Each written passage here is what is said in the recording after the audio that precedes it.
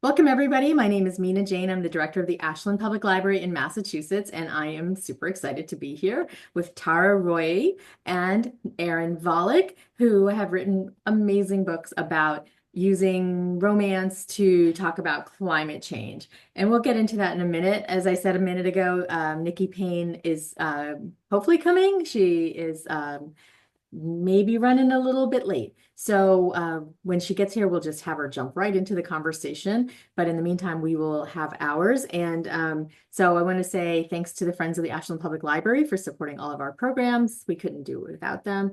Also, you can buy signed books by Erin, Tara, and Nikki from Aesop's Fable, our favorite local indie bookstore. We are what was I going to say? I'm like discombobulated because I don't have all my panelists here. And for anybody who knows me, that is not an unusual situation. Not the panelists not being here, but being discombobulated. So we're just going to talk. If you have questions, please put them in the Q&A, which is a button at the bottom of your Zoom screen. If you want to just chat with each other, feel free to do that in the chat because sometimes that goes by too fast for me to pick up all the questions.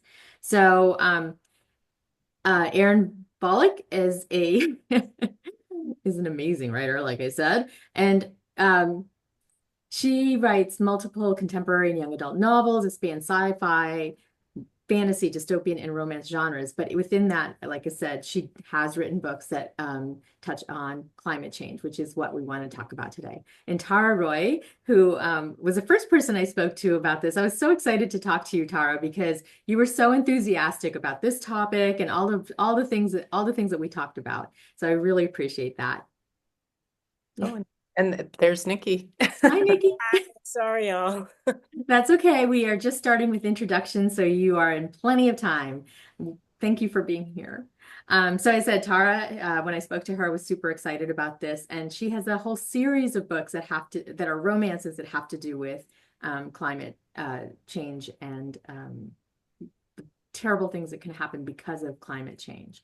So, and Nikki Payne, who we were just talking about with your book, Sex, Lies, and Sensibility, is also one that is spicy, but also talks about this topic. And so the conversation really is going to be around, how do we use romance specifically, but genre fiction to talk about these difficult topics. So I'm going to hand it over to our authors to talk about a little bit about themselves and their which book they think is the one that's the strongest on this topic, and then we'll get into questions. So Tara, since I started with you, tell us about yourself. And I think it was Haven that you had mentioned, or was it Harbor that was Hi. next?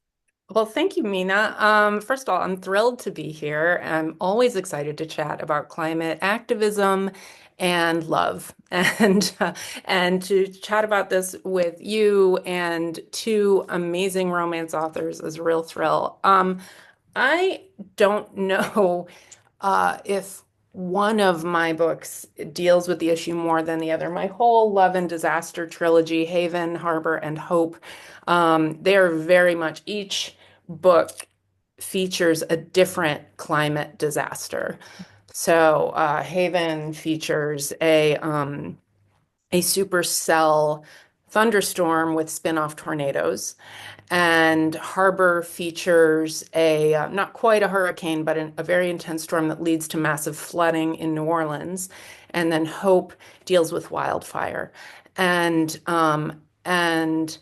for the birds, my first book actually doesn't deal so much with climate change, but it's humanizing environmental scientists. We've got wildlife biologists who are saving two species, symbiotic species. And the book that I'm publishing in November, Refashioned by Love, does have in the background Hurricane Ida. But since the characters are in Connecticut and not in Louisiana, they're not directly impacted, but still it affects them and their choices. So I'm trying to move from focusing on disaster now. Although that's important, I needed to show, people dealing with disaster. But I'm trying to move from focusing on that now to showing what's possible if we're willing to change and grow. And that's why I think romance is the perfect genre for stories about climate activism and environmental justice, because romance novels offer hope and healing by Mm. showing us what's possible if we're willing to change and grow on a personal level as well as on a community level. Love it. In fact, I was just looking up Refashioned by Love because I think you had said that we could get a 40% discount on the ebook for the next Yes. 24 hours.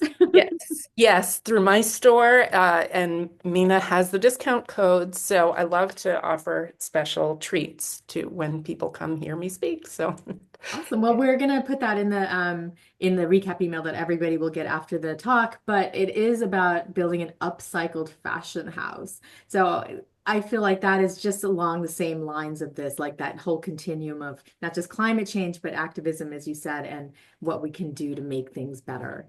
Nikki, tell us a little bit about yourself and your book.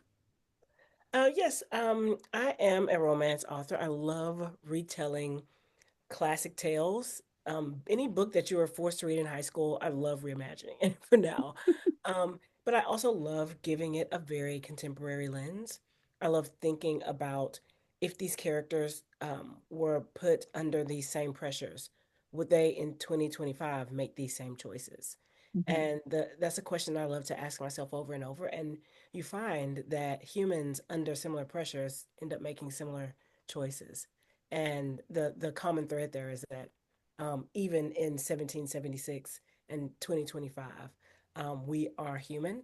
You know, we like to add a aspect of like mystery to the acts and behaviors of people in the past, or even a kind of ignorance.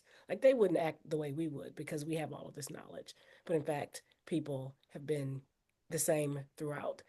Um, One of the things I think um, encapsulates this aspect of particularly environmental justice is Bear and Sex, Lies, and Sensibility. Um, one of the one of the aspects of the work is him trying to stop this controversial dam project, and it's actually not just a plot point. It's a really personal and culturally significant mission for him that efforts the actual real world project that when I went to go visit Maine, um, there's this project to protect sacred lands and waterways, and the Penobscot River flows through the heart of Maine and has been the central like identity, focus, and survival of the entire Penobscot Nation, and it's been like dammed all the way up. And they're slowly removing and successfully removing these dams throughout the river. And a lot of research is indicating that these systems, these river systems, are able to bounce back and thrive. And Mhm. once they are restored, so I love this story because it was a deeply personal story for a bear who just, I mean, if you think of it like every human isn't like a um an activist with their entire job and their entire life. Like Bear was incredibly he wasn't wealthy, he didn't have a lot of time on his hands. But he did love to fish and he loved to be out on the river. And this was an aspect, environmental aspect that was deeply cultural for him. And it was also deeply personal for him. So Mhm. taking away this aspect that a character that perhaps their profession or their job or their entire life focus is environmentalism when in fact environmentalism can be entirely personal, these tiny little projects that make this huge impact. Bear just wanted to fish and have peace on the river and have some aspect of tribal sovereignty about that peace on the river, and it ended up knocking up against the powers that be in Maine. Mhm. Wow. Um, I didn't want to interrupt you, Nikki, but would it be possible for you to turn your mic up a little bit? Okay. I heard everything you said. It was a little bit difficult for me. Okay. How about now? Can you hear me? Should I just speak up? Yeah, I think that Okay. that's better for me. Okay. Thank Great. Sorry you. about that. I like what you said though, but about how if we just get out of the way, if we just take those dams down, that nature will take over and actually repair itself. And that, yet one little thing of a human like just stepping out and like not doing it, like getting out of the way can make a big impact. Yeah. Erin, you actually write as Ellie Sterling. Tell us about you and your books. Okay, but if I might first also say, as I'm reading Sex, Lies, and Sensibility, which I absolutely love, by the way, I am such a fangirl now. Um, what I loved about that is it's deeply personal, but it's also very community focused. This approach, he's making actions for the community because the community is an all-encompassing organism, the Abenaki that she writes about. And I wanted to start off my own introduction by saying here in Canada, we start every talk acknowledging the lands that we come from. So I would like to acknowledge that I'm actually speaking to you from Quebec, Canada, Oh, on the treaty lands of the Kanawaki Mohawk, who wow. have been the custodians of this land for time immemorial. Thank you for that. Wow. Um, I have been writing climate-based fiction, I think, since the very beginning of my novelistic career, and I didn't really realize that until recently. Um, my second novel, I think, was a retelling of the Demeter Persephone myth, where a terrible ecological winter occurs because Persephone is taken out of Montreal, Canada, and sort of building climate disasters into mythological retelling of the Greek gods stories set in Canada. And then I moved on to the Trueborn trilogy, which is really a top level examination of how the role of climate disaster and pollution affects our very genes. There's a whole line of genetic epidemiology that suggests that we carry things in our genes deeply, and that in the story, what happens is that most people die, and some people sort of have their genes jump back in time to help them survive. And with that comes traits that help them become superhuman. They're like um, cougar leopard men and antlered god men, and like just stuff that helps them uh, become more in a world that is becoming so much less. And all of the attendant socioeconomic issues that happen along with that, such as extreme poverty and death, and people taking advantage of that, and all the systems that collapse at once, violence, etc., food scarcity. And then I decided to take a little kinder, gentler lens to all of this with my latest book, Starling's Weave, which is a romantasy. But once again, it's sort of set in this world where this very cloistered society of water mages is noticing that the world around them is collapsing. The fish are less abundant, the crops aren't growing, the trees are withering, and this heroine's approach to that is to find her own personal power in a land that and in all these circumstances where she's powerless. And I think for me, uh, there are a number of ways that I like to approach this, what I see in the world around me, which is what are we going to do?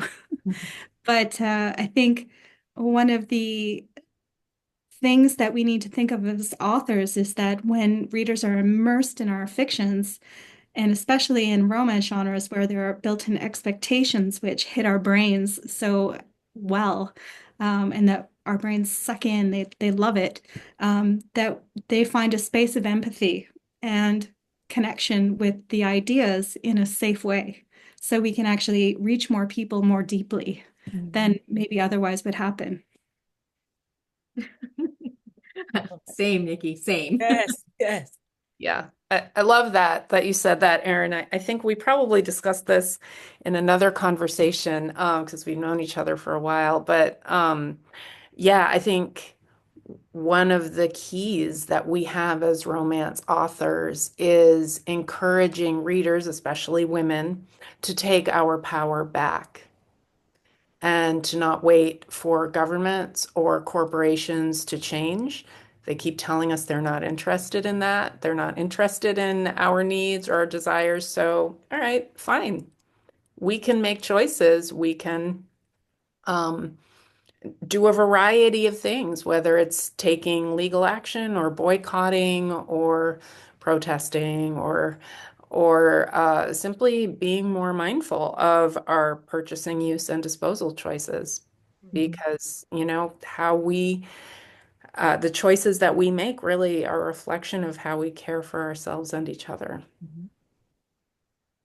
So some would say that reading romance is in itself a sort of rebellion against that, it's a way for us to celebrate our own stories, our own power, and our own sexuality. And so it takes a bit of courage, I think, to be on the subway reading a book that has like the covers and, just being like, I'm going to do this because I don't need to cover up my books, right? Um, and I'm all for that. But I want to go back a little bit to your histories and how you got to where you are right now. So, Nikki, can you talk a little bit about um, when did you decide you were going to be a romance writer? Okay, let me just start that. A writer, then a romance writer, and then a romance writer that writes about issues and specifically climate. But I know your next book, Pride and Protest, is also a really important book as well in a different area. Right. We talk about gentrification in that book, particularly in cities. I'll start with a writer. I feel like I was always a storyteller. I played really unhinged Barbies with really complex topics that perhaps a 10-year-old should not have been watching Days of Our Lives, but but people were getting slapped. There were, it was drama. It was high drama in my Barbie sessions. And if you wanted to play Barbies with me, you just had to buckle up, right? So I think there's an aspect of storytelling in my I had always been really interested in storytelling, and then just transitioning that into becoming a writer, I feel like it's kind of a different lane. And um, I started becoming really into Jane Austen after watching Clueless as a teen, and it just like burned into my brain. I was like, oh, this is a retelling of Emma. Let me get into white folks' business. Let's see what's happening here. So I started reading Jane Austen, and then in 1995, which is kind of like this pocket year for me, like I was just kind of like becoming a woman. But that 8 hour Pride and Prejudice came out that year. That Sense and Sensibility with like Emma Thompson collapsing on the chaise, like a couple of months later, that Leonardo DiCaprio Romeo and Juliet. Like if you're of a certain age, like the classics really got you. Do you know what I mean? Like they really snatched you. So I became really interested in telling these stories that placed different types of bodies in those stories. But the thing about Jane Austen, when you talk about writing about issues, is that no one can ever read a Jane Austen as light or as funny as she can be and not know that she has a point of view about what is happening to her characters. She had a point of view about um, who inherits the land in Pride and Prejudice, right? Like you Mhm. can't read that and say, "Oh, she's salty." Like this is tea, right? She had a point of view about that, and you read her, and it is joyful and it is fun, but it is deep social commentary about women and agency at the same time. And I think those things can work in the same space, that you can write something joyful where people have a happily ever after, where people have love, and still tell a story and hold a mirror up to society. And those things don't have to be on opposite sides. I think they can do both. Yeah, they can do it all, actually. Aaron, I'm sorry, Aaron. Oh, I decided, I think I was 7 when I decided I was going to be an author for no particular reason except that I love books and I felt that they touched the soul and I wanted to do the same thing and have that impact on others. And, but I think that a lot of my sort of deeper thinking about the world and the environment came from my rather unconventional upbringing in Canada where my father was a school teacher, and then when the school year was done, he would stick us all in the van, and we would travel across, literally across the country, with 3 small kids and a dog and a father, living beside deserted lakes, sleeping in on glaciers, sleeping on the mountains, living like bohemian children with like nothing to do but dive into Lake Superior, which let me tell you is very cold. Um, and it taught me to have an appreciation of the immensity of nature and the immensity of the world, the land. And, as part of that, uh, we interacted with, um, I would say, very local spaces from the Red Blood Indians of Alberta to like my ancestral homes in on the lakes where we would drive boats to everyone's houses because no one took their cars. You did it by a boat. And so you have a sort of an appreciation both of the water and the land and the mountains and the plains and all the things in between. Oh my gosh. I want to live your life. Like, so cool. And Tara, where did you start? Well, it's funny. I started, I guess I was 6 years old. My first story was a multimedia production. Yes. And, we could have predicted that I would be writing about climate change because it was a story about a big thunderstorm.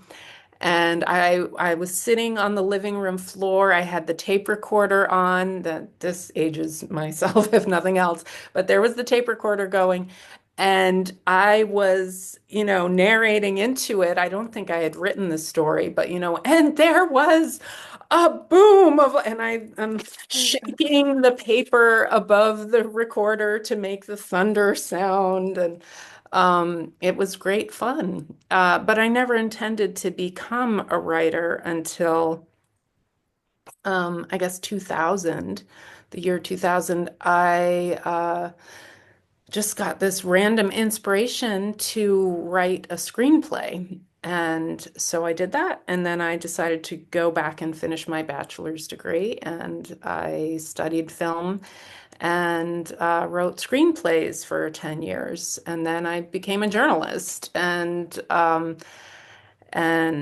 then in 2015, I was reading a book about writing, about the neuroscience of stories. And I was thinking, because at that point, I was a journalist as well as a freelancer for nonprofit organizations. And so I was thinking, well, I can really help my clients if I read this book. And as I was reading the book, these characters who I had written into a screenplay um, started kind of bothering me. Like, you should write our book because our story is a novel. I'm like, okay, interesting. And I'm just, ignoring that. But they wouldn't really leave me alone. So finally, I was like, okay, I guess I have to do this. And that became my first novel, which I published under my real name. And from then I was just hooked. So. Oh, all fascinating histories, but I want to really dig into why romance. Erin, why was romance the vehicle for you to tell your stories? Well, who doesn't love stories? I have a PhD in Oh, English wait, literature. I have to interrupt you. There, don't you? Romance is so like denigrated by people. So the question of like who doesn't love romance, it feels like an interesting question because so many people put it down, and yet who doesn't, right? So I'm sorry, didn't mean to interrupt you. Well, that's good. And before I begin, hi, Kristen. Thanks for joining. My member of my fan club is here. God bless her. Um, I have a PhD in English literature from one of the top universities in the world, and I write romance novels. I don't see anything wrong with that equation. I studied everything from 12th century texts to postmodern novels and everything in between to develop my 300-page English thesis. And, you know, what drives me is a story, and romance stories follow conventions that our brains are hooked on. Genre fiction as as a whole follows these patterns that our brains are hooked on, but romance in particular, because you have people with problems who have to solve the problems together in order to move on to their happily ever after. But who doesn't want the happily ever after? Like, what is life without it? It is a series of meaningless gambits. So for me, the question has never been why romance? It has been why not? And how can we not enjoy that? I mean, it is life, it is relationships, it is climate change. Why not? I am glad we're recording this because I'm going to listen to that over and over again. I am, what you're witnessing is the slow descent into deep love with Aaron. So, I love that. I love that so much. And like, let's all just be heavily degreed women here. I have a PhD in cultural anthropology, and the reason why, like, I write romance is because I feel like that oftentimes there's no greater catalyst or mechanism for this like self-creation project than the love or the desire for love and connection with another human, right? Like we are essentially pack animals that move in tight groups through the world together.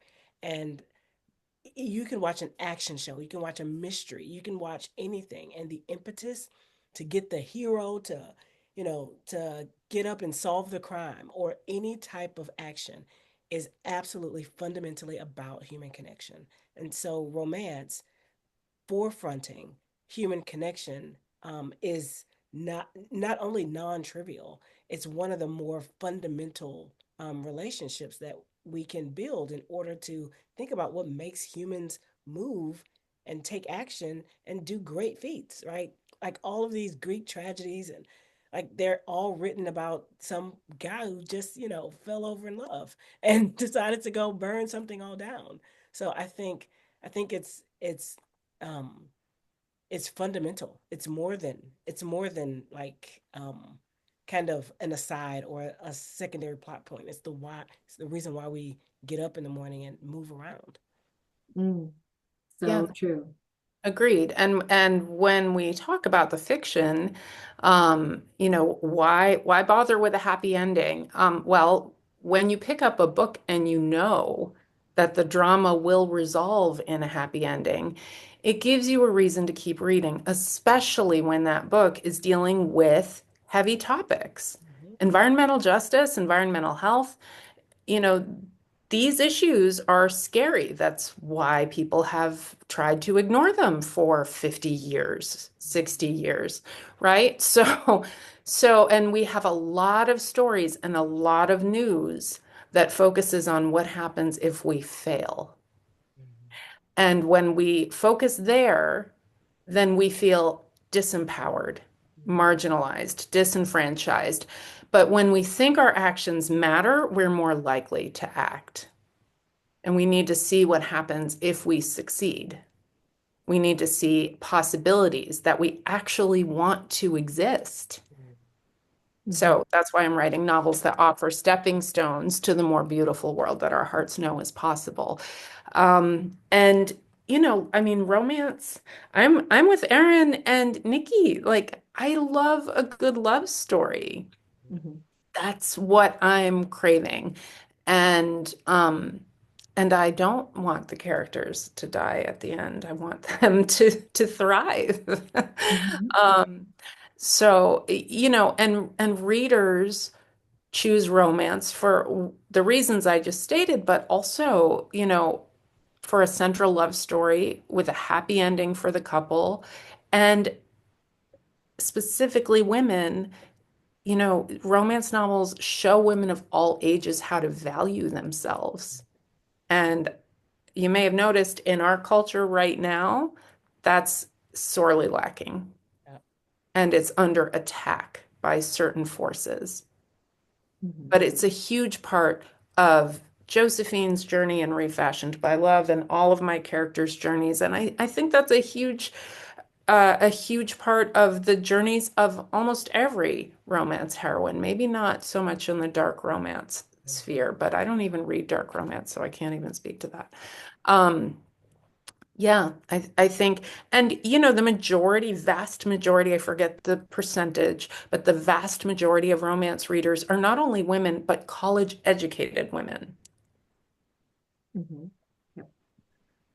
In terms of dark romance, though, I do read that. My romance book club reads it. We read like monster romance, whatever, and we find it really cathartic.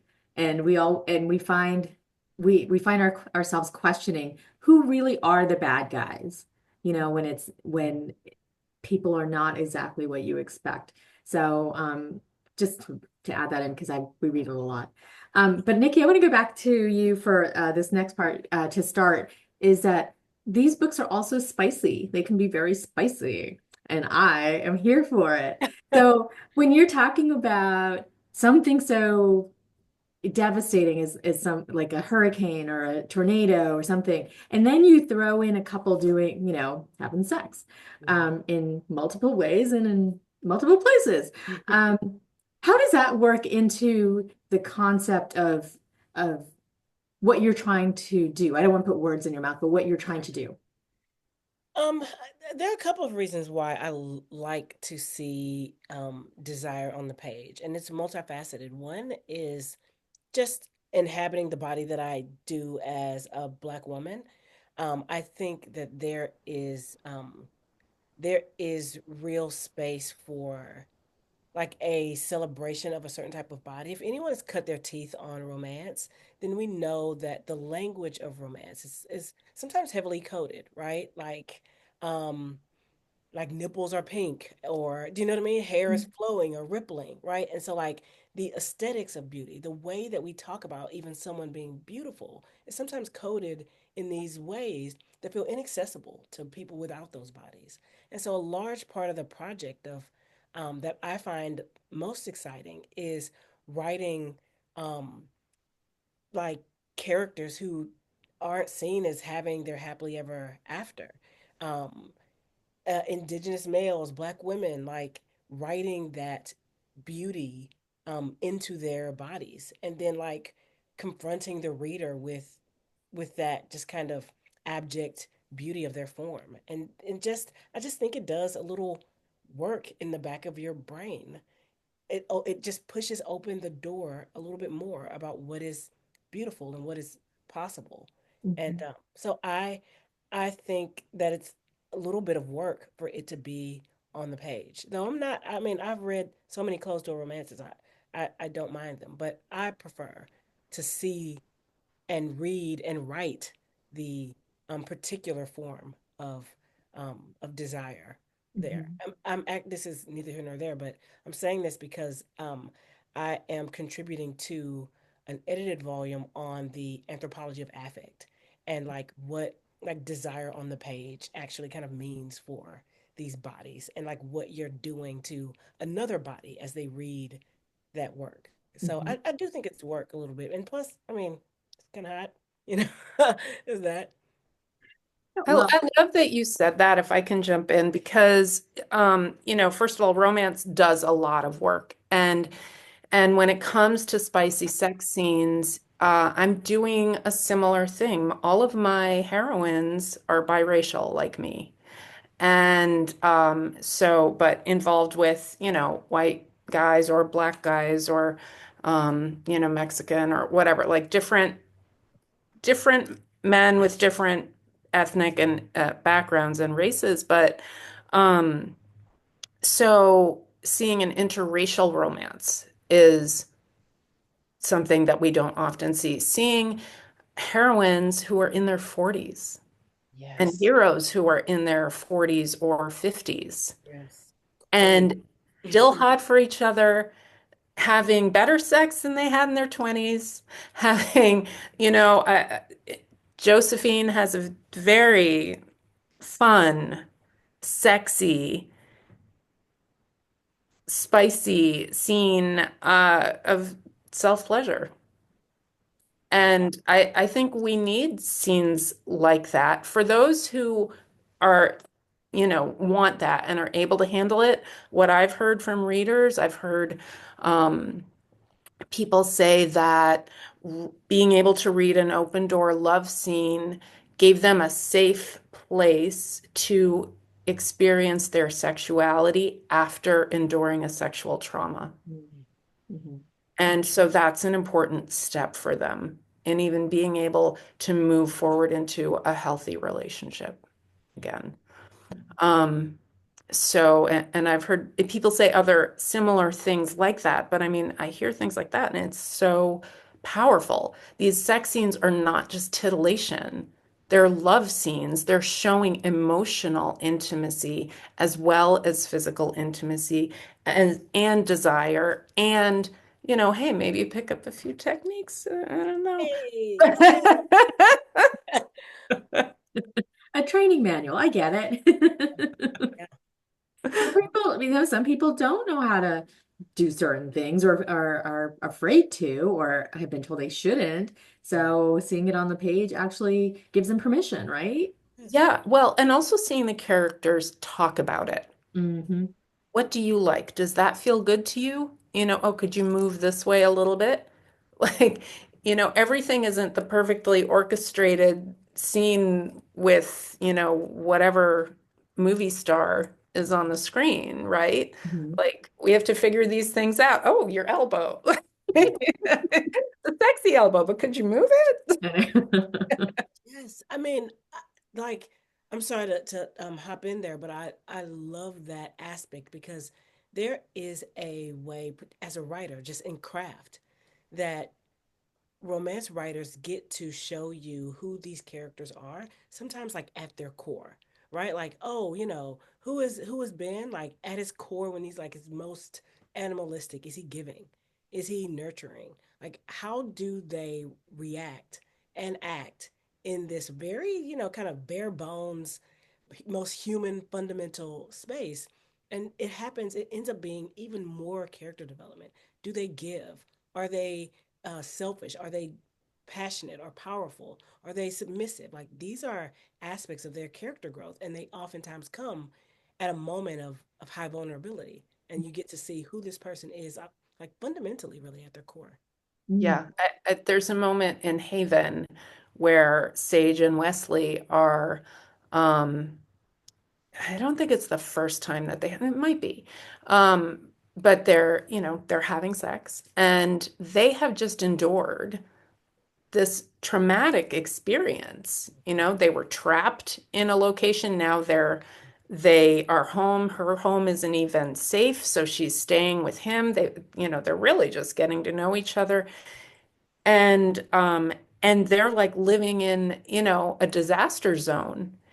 And but they're still attracted. There's this whole phenomena called disaster arousal that Esther Perel talks a lot about, right? And they get involved, and then in the middle of it, Sage breaks down and starts sobbing. So how does Wesley handle that? You're going to have to read it to find out. Hey, How about you, Erin? Well, so far my 7 books have been YA, so I haven't had sex scenes yet. I'm working on one for the new book, so hang in there. But I think you can still accomplish a lot. I mean, what Nikki and Tara are pointing to are these moments of intimacy and connection, and I think that vulnerability stretches to beyond the sexual act. And in fact, there is nothing more vulnerable than the point that people are falling in love. That is the moment that the masks come off and we are laid bare to each other, and there is no more hiding from those essential selves that all of our conditioning and masks put on of societal behavior and what have you, mores, gender roles. And what I love about that moment where the couple falls in love, regardless of who they're falling for, is that it also gives space in the world to examine those gender roles again and to really give space to, yes, men can be vulnerable and they can be strong at the same time. They could be protectors and they can be community leaders and also mess up. There's so much opportunity to explore, making people more real so that when the readers walk out into the world, they have more empathy for all those people and can hopefully help to shape a new paradigm for everyone else. Hmm. Thank you. Um, I'm really happy with this panel, the makeup of this panel, because we all know that climate disasters affect diverse populations differently. And so I'd really like to talk a little bit about how you put that on the page, that your characters who are not who, have their own backgrounds and their own ethnicities and vulnerabilities and things like that. How do you express that they too deserve to have hope and support and futures, really? Tara, I'm going to start with you on that one. Okay, wow. No So pressure. Yeah. I'm like, oh Lord. So I think the two books where I deal with that in particular are Haven and Harbor.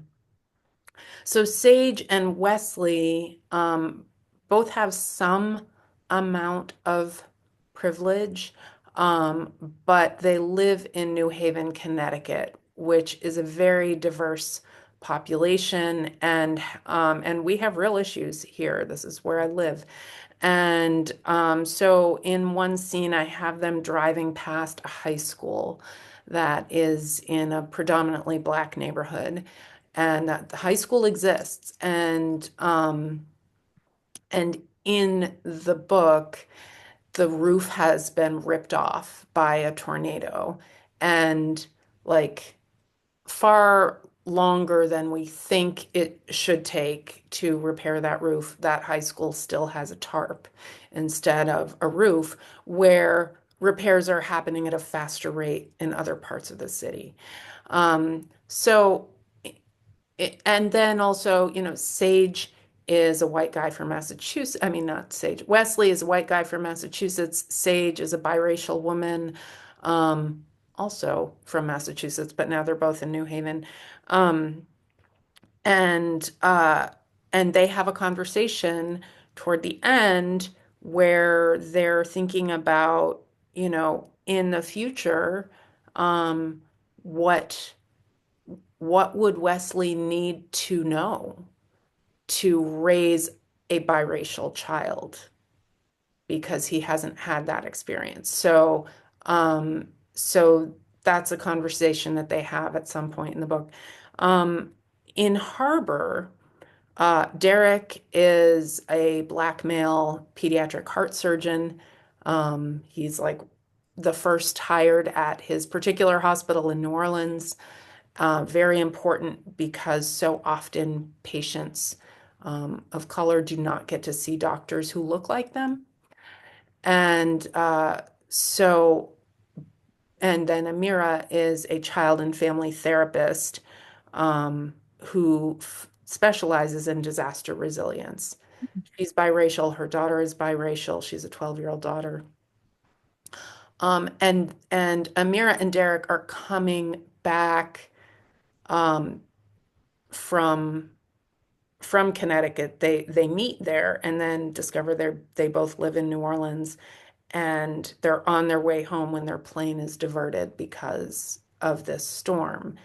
But they both have to get back. She has to get back to her daughter, and he has to get back to his patients. He has a 6-year-old that is recovering, and he's aware that because of the layout of New Orleans, etc., the kid's family might not even have been able to see him. So they're both like urgently finding their way back to New Orleans, and part of the narrative is them arriving there and going to Amira's house and seeing the condition it's in and that it's not even inhabitable. Where Derek, as a doctor with, privilege, has, a house that's in a neighborhood that doesn't flood as easily. And, but, Amira's a single mom, part-time salary. Yes, she's educated, she's got a master's degree, but there are all these things stacked against her. So, in this case, it's, he's in the position of privilege, but we see both sides through the characters. So, that's how I'm addressing it in those books. Really, really clearly. I think it's less of a strong thread in my other books, though. But Right. That's environmental justice is, but just not, not that kind of specific aspect. okay.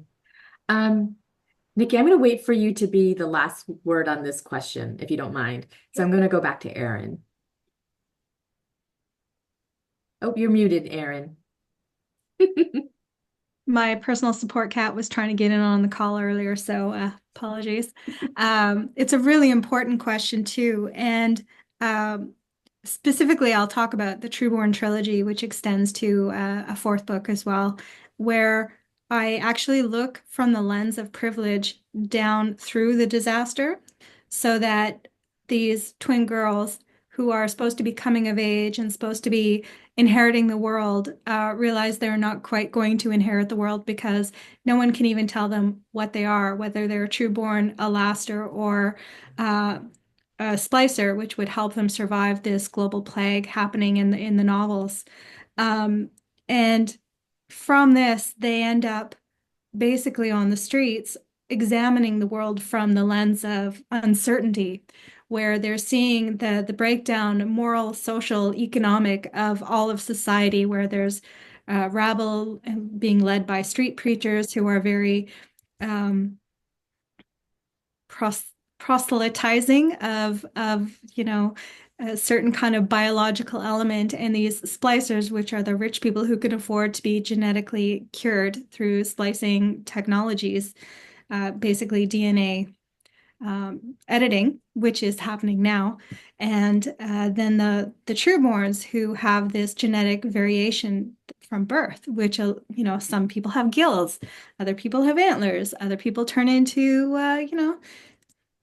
animals. And those people are very segregated from the rest of society because they're not considered human anymore, which allows me the opportunity to discuss issues of economic and racial body differences and all those things through a sort of a space of the um, speculative fiction lens, and how, there are car hotels. So if you can't afford housing, you stack cars on top of each other and people live in those.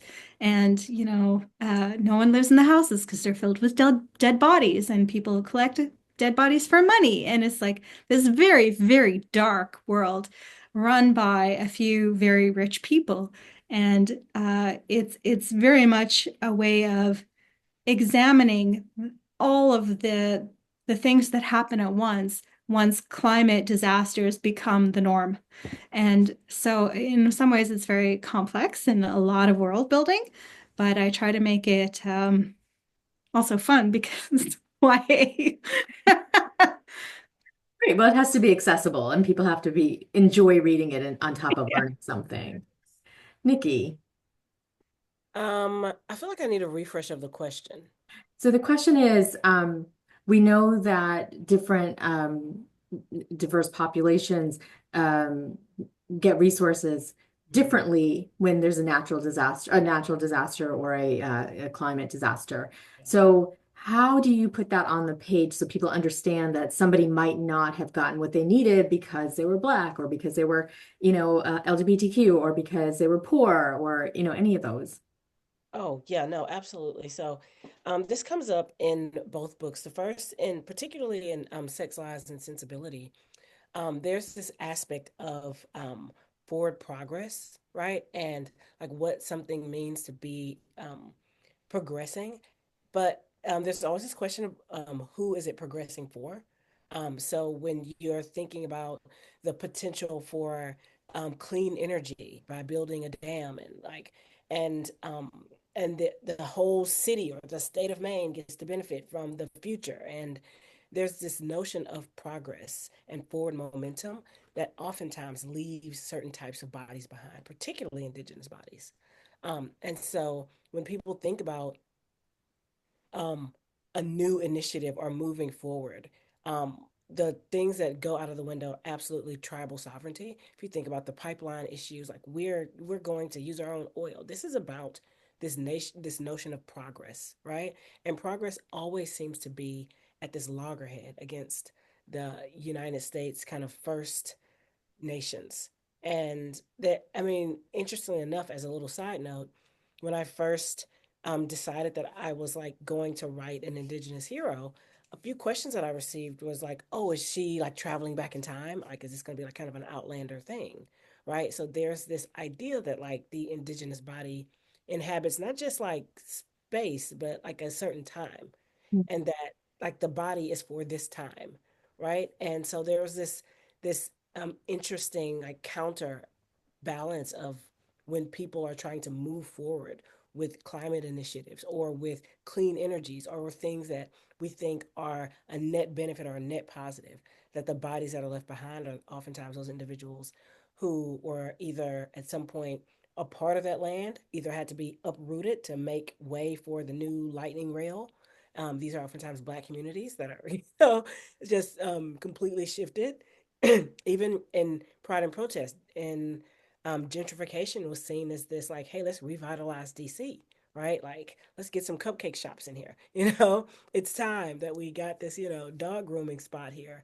And that progress is oftentimes on the backs of people of color. So oftentimes in my novels, there is this tension between what it means to move forward and those individuals who are seen as holding up progress, by like kind of maybe reaching back and saying, hey, let's think about this. But oftentimes, progress, as oftentimes with many names like Manifest Destiny or, like Mhm. these types of forward movement or momentum are oftentimes about um, the, the, um, the power regimes moving forward. And that's oftentimes against the will of or on top of those people that are in power.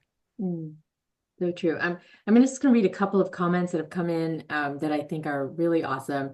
Maria says, I can't even express how much I love everything about this conversation. Thank you to the authors and the amazing me for realizing that people wanted to share knowledge about this topic. The world feels like such garbage, and it's remarkable to remember that it is actually full of beauty, intelligence, and hope. And then Deborah says, not a question. The name of this presentation intrigued me. Romance is not a genre I typically read. Listening to Tara, Nikki, and Aaron, I want to read all of your books. Thank you for this insightful conversation. Oh, And you. then Kristen has a question. We have about 7 more minutes. Um, what challenges do you face when weaving climate change into fiction without sounding preachy or didactic? Erin, she's your fan club member. I'm going to start with you. Well, thanks for the hard one. Uh, I think that I'm lucky in that I approach these through the lens of dual genres, fantasy, sci-fi, dystopia, where I'm able to sort of throw out, build a world that is collapsing, and then, have people walk through the space, and because they're walking through that space, they connect it with their own world. And the problems inherent are their problems that they're just lying there in this under the surface of their own lives. So I get away with a lot more than I think people like Nikki, who's facing all these problems head on with some very complicated, very difficult both circumstances and characters, and it's like very politically charged to be able to even talk about these things in those characters because there's so few. How many Indigenous romance novelists do you know? Yeah. Yeah. Not enough. I can think of one in Just Canada. one. Yeah, You so like, too. you know what I mean? Like it's very difficult. So I have the easy job, really. And Tara's, she's making the connections like for our readers. So I'll let her and Nikki talk about this. So I'm going to go to Nikki then. Sure. One of the things that I love to do, just mostly because I can't play anything straight, is I love to make something funny. Um, the thing about my romances are like they do have political aspects. They're like emotional, but I also think they're funny. I find people like just kind of LOLing over like what these characters are doing. And one of what's so interesting about that is that, the king's jester was the one who could tell the truth to the king without getting his head lopped off, you know? So I love to make a story funny to connect with people because it actually helps medicine go down. Sometimes you can say some pretty, dark stuff, and make it funny, and then suddenly you're like up and you're like, oh, wow, that was about this, So yeah, I try to use humor, and plus I just enjoy enjoy writing characters who think in a way that makes me laugh. Mm. But the thing about your books, Nikki, is your characters are not too stupid to live, you know, that Yeah, TFDL, yeah, right? So yeah, like they're not like having sex in the car while a hurricane's going on around them yeah, kind of thing. So, I mean, they can be funny, but they're not stupid, which is a huge difference and yeah. something that I really appreciate about your books. Um, I appreciate that. Tara? Um, yeah, I mean, this is actually this has been a challenge for me to not make my books preachy. And I think I'm getting better at this. I definitely feel that writing quirky characters helps and layering in humor. In the Love and Disaster trilogy, there are humorous moments. Um, but I did find it a little hard to have characters go through like real disaster and have it be laugh out loud. But there are the moments that are funny. Uh, but in Refashioned by Love, this is a very, very funny book. And my first reading of it, this was actually my thesis novel to earn my MFA. And I had some I will not name them, but I had a couple of very successful, well-known romance authors in the audience because they're on faculty at my program. And one of them actually asked to read the full manuscript and said she wanted to learn from me how to write humor. So I'm like, okay, yay. And now she's offered to blurb my book. Um, so yeah, so I'm getting better at it and hopefully not preachy at all, just you know, but also not fluff. So I find that a very curious question too, because um, how does any author keep their book from sounding preachy or didactic? You know, how do they keep it real? How do they connect with their readers so that the reader doesn't feel talked down to or condescended to? I would say none of your books do that. They're all books that we can connect to. thank you. That's Yeah. the hope. That is the hope. I mean, I also think, even with disaster books, like the characters are in those situations. So, at other moments there may be some aspects of preachiness, but then once you get into the moment with them, into the disaster, whether it's the wildfire or the flood or the tornado, like it's hard to be preachy in that moment because you're just in survival mode. And so hopefully, the reader is having that experience as well and really feeling it and then not being preached at all because they're just having that experience. So we're just about out of time. Does anybody want to make any last comments about what's coming up for next for you, or what your favorite part of writing that book was? Any particular book, or what's up next for you, Nikki? I know I see Pride and Protest. It's up on my screen because I just love that cover. Oh yeah, I love that cover too. What's next for me is a bit of a murder mystery. It is a murder mystery taking place um, in National Harbor, DC, and it features one of the characters from Pride and Protest, the annoying little brother who's grown Mm. up, and he is solving mysteries, and he's helping a cloistered Reddit detective do IRL case solving. So it's very fun, and it wouldn't be me if I wasn't tackling something. So there's some little bit of kind of religious work there, and whether this person is in a cult or not, which she is, you know, you know. Spoiler. Spoiler alert. She's in a cult, you Can't know. wait for that. Yeah, When is that? When would we expect that? September 16th. Oh, okay, everybody, put that on your calendar. Yes. How about you, Erin? Uh, if I don't say that I am writing a follow-up to Starling's Weave, which I will now tell you is going to be titled Raven's Wake. There you go, Kristen. Uh, my people will disown me, but I'm also writing a book about magic and I've just finished another book that's sort of a Romeo and Juliet retelling. So got a lot on the go. I'm just wondering how to tie up all the ends. My gosh, so exciting. Which is the adult one that you said might be a bit spicy? The one about magic. Oh, okay. I can't I'll wait. look into that.